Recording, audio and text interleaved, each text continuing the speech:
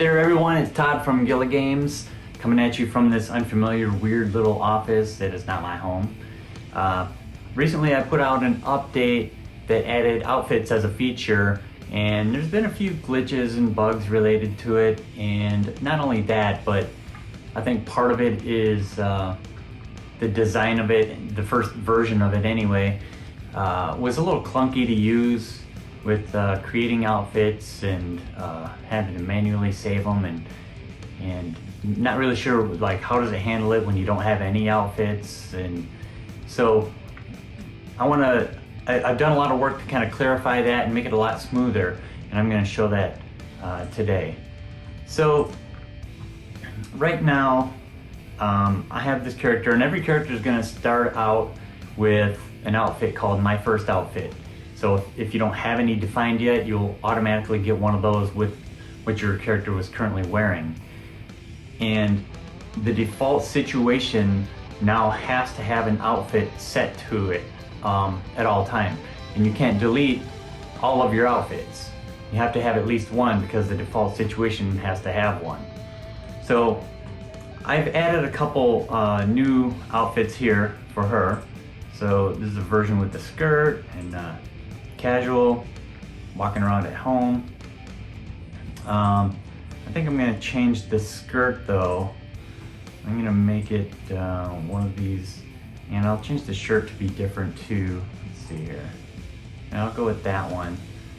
So now, okay, I still want that to be the default, but when I'm at home, I'm going to wear my casual outfit, and when I'm landscaping, I'm going to wear my, well, I don't really want to wear any of these when I'm landscaping. But you can see when you don't have one chosen, now this, instead of showing just a blank option in the list, it shows you what the default option is set to, so that you know, okay, that's what I want, so I don't need to set it. Or if you want, you can explicitly set it. But if you keep it to the default, then the default one changes, then it'll automatically affect everything else. So I want to create a new outfit here, but it's going to be based on whatever you have it set to at first. I'm going to make it based on this. So I'm going to call this work, and I want to put in some work boots, and let's see. Let's do that t-shirt there, and yeah, that looks pretty good. So another thing that's important is it no longer has a message down here when you make changes that says you have unsaved changes. Whatever outfit you have selected, when you make changes, it automatically is part of the selected outfit now. You don't have to explicitly save it. So if I switch and then switch back, you'll see that's what I had set. So eliminates confusion there, people having to remember to save and all of that. So let's see, I want to, let's see, when I'm at home and I'm casual, I think I also want to take my shoes off completely. Let's see here. So, let me see, let's go back to default. My first outfit. Now this is basically what I'm going to wear on stage. So I'm just going to leave that. It'll be used for anything that isn't set, you know, gigs, busking, photo studio.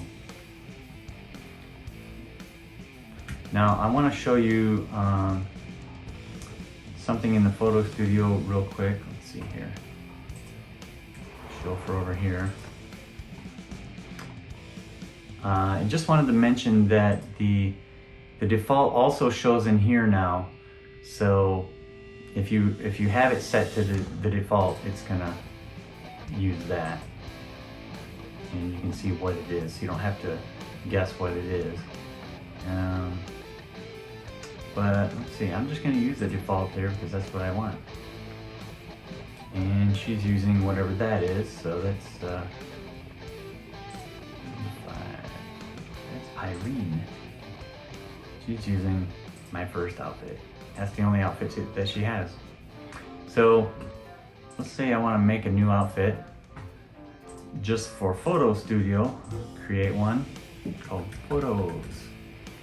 And let's see, maybe I want to change my lipstick and my eyes. And let's do the smoky eyes. And change the hair color. Get real crazy. Change my shirt. I don't have a lot of interesting clothes because I just hired this girl, so she doesn't have a lot of options. So, in here, put on some boots. All right. Okay, so now that's her photo studio. You can go back.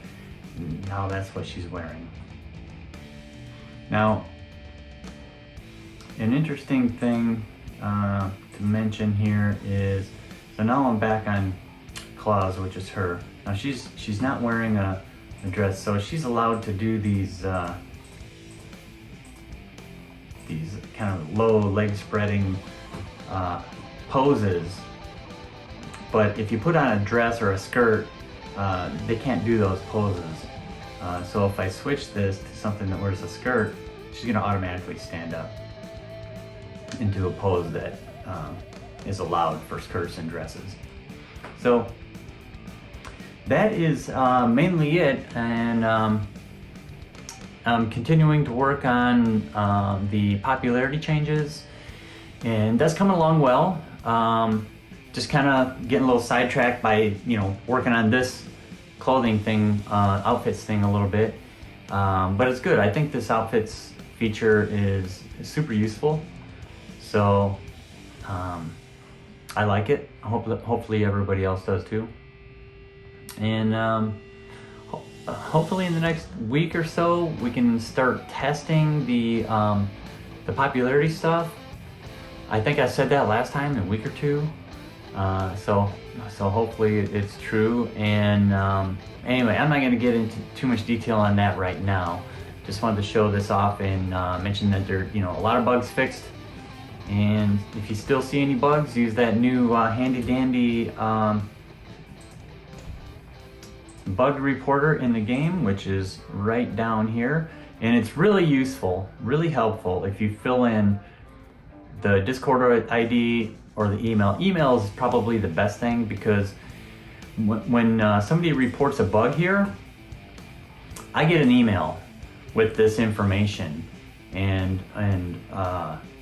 if you have your email filled in, I can just hit reply and send an email back to you if I have more questions or need clarification or anything like that. So it's really helpful to have that email address filled in there. And I won't use it for anything except for that, just communicating about bugs. I'm not storing it for any other reason. It's just part of your player account for your user-generated content. Whether you added any or not, technically a bug report is user-generated content that only I get to see. So, all right, thanks for watching, and I'm just gonna say thanks again to all the patrons and everybody who streams, and of course, like and share and tell your friends. Have a good one.